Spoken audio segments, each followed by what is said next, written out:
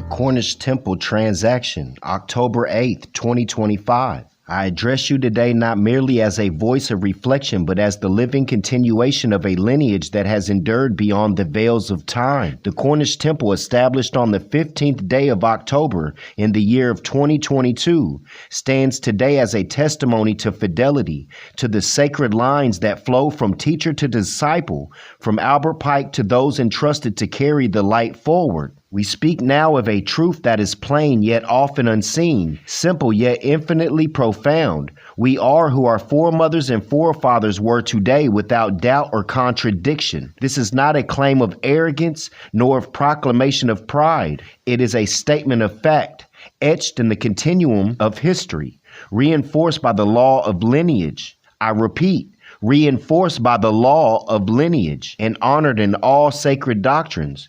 To depart from one's understanding is to depart from the very foundation of our spiritual journey. Albert Pike, the elder and master whose works, teachings, and morals and dogma constitute the lodestar of the so-called Master Mason's understanding, cast a vision of society guided by principles higher than fleeting ambition, higher than temporal desire, higher than the shifting sands of modern conformity.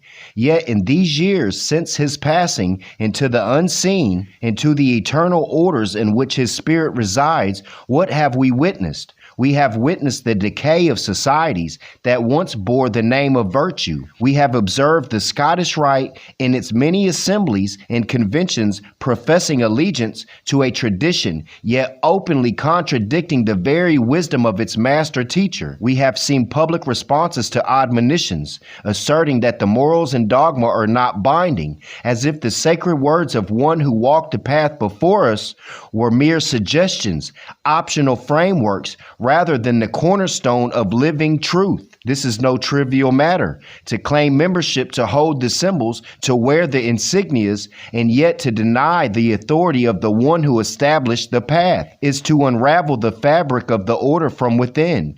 It is not a question of legality, nor of personal preference. It is a question of integrity to the light.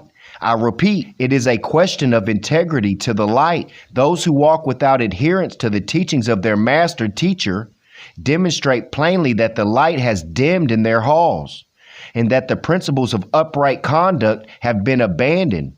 I have in recent years demonstrated repeatedly, with clarity and intent, to contrast between the life Pike outlined and the life that has been publicly embraced by many claiming to follow him. These demonstrations are not mere critique. They are testimony. They are proof that fidelity is required, that lineage demands respect, and that the integrity of the craft is measured not in ritual alone, but in the living embodiment of principles: love, truth, peace, freedom, and justice.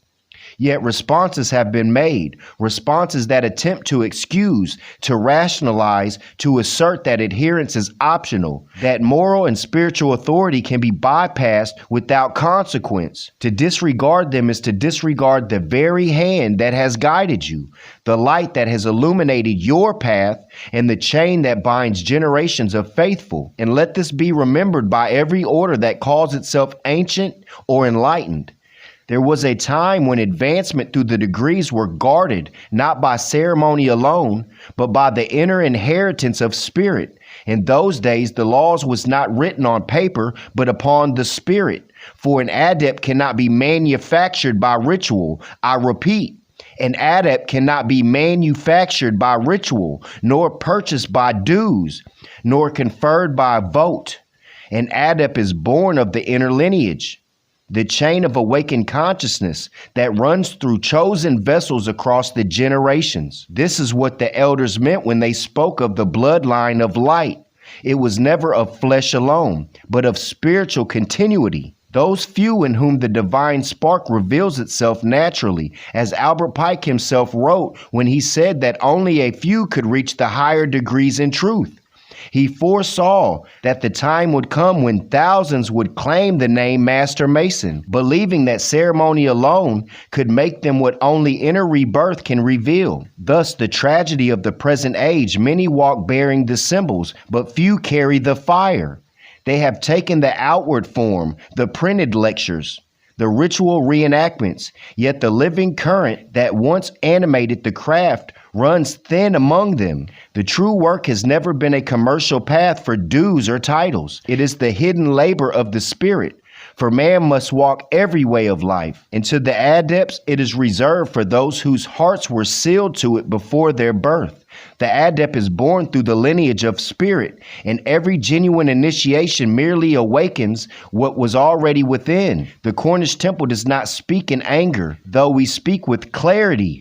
We do not seek division, though we are compelled to highlight the truth. We are compelled because history demands accountability, and because the world in which we were born is one of deviation from the principles that sustained our ancestors. We are compelled because the lineage continues, the lineage of those who understood and who was loyal and who endured the trials of time without compromise. Know this, the Cornish Temple stands as a living witness to what a nation must be. We have maintained the lineage. We have honored the teachings. We have demonstrated through practice and example what fidelity looks like. And yet we observe the public contradictions, the casual denials of principles, and the erosion of the moral compass that Pike set forth. This is not merely critique. It is a sober account of the consequences of ignoring the past and the truth. We issue this message universally. The truth cannot survive on selective adherence. An order, a right, or a body that denies the authority of its master teacher has already began to decay. Morals and dogma are not relics. They are living instructions. They are not optional. They are the path. The Scottish Rite way of life, as outlined by Albert Pike, is not a series of elegant speeches or decorative ceremonies. It is a life of discipline, of reflection, of commitment to principles, love, truth, peace, freedom, and justice, and of respect for lineage. To deny this is to declare, in essence, that the light itself is expendable. As we look upon society today, fractured, turbulent, often blind to the lessons of history, we have recognized that this is the abandonment of principles that has brought this fall. Those who have sought to claim tradition while rejecting its authority bear witness to this reality. And yet, in the midst of the chaos, the Cornish Temple remains steadfast. We continue the line. We continue the teachings. We continue the sacred duty of transmitting truth through the living chain of initiation. Let this be a declaration. We honor the master. We honor the lineage. We honor the law of fidelity. And in this honor, we call upon all who would claim the craft or truth to reflect upon their own adherence. Consider, if the teachings of Albert Pike are disregarded, if morals and dogma are treated as optional, what then is left for your craft to claim to uphold? Let no man mistake our purpose. We are not here to sow division. We are here to affirm truth. We are here to remind all who would listen that lineage matters, that fidelity matters, that principles matter, love, truth, peace, freedom, and justice. The Cornish Temple stands today not merely as a building or an institution, but as a living statement of continuity, a beacon for those willing to live in accordance with the teachings of their masters and of love, truth, peace, freedom, and justice. As the years progress, as 2025 stands as a marker in the unfolding history, remember this: it is not sufficient to speak of morality, ritual, or duty. One must live it and honor the chain that connects the past to the present.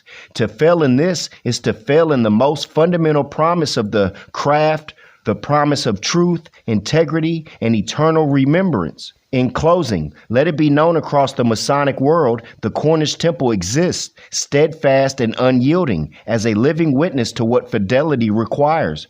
We continue the work of Albert Pike and all whom seek peace and truth. We honor the spiritual lineage of those who came before, and we remind all whom claim the craft that a life without adherence is no life at all.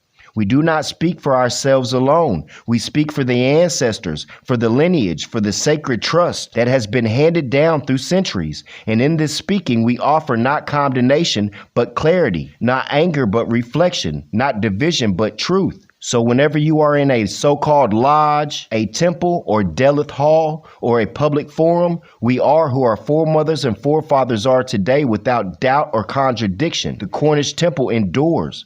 May the light of the masters guide all those whom seek it. May the principles endure beyond the failings of man, and may the lineage remain unbroken now and forever. It hurts my heart deeply to hear statements on platforms such as the Scottish Rite podcast, where they're stating 5,000 plus members of the Scottish Rite had left because of hardship in life. But then just a month ago, I was hearing the so-called sovereign Grand Commander's wife speaking about how they're going on cruise ship celebrations, while 5,000 plus brothers left due to hardship of life. We have demonstrated the earlier laws that one that is a Masonic member is never to be homeless. Yet those that are claiming high positions are robbing and starving their own members. The representatives of the Scottish Rite Masons have done videos attacking morals and dogma, saying that there is no authoritative power to its publishing, knowing that within it speaks of the Dale and the Delif that is to come, the higher gateway to understanding, attempting to lock you away in darkness for eternity.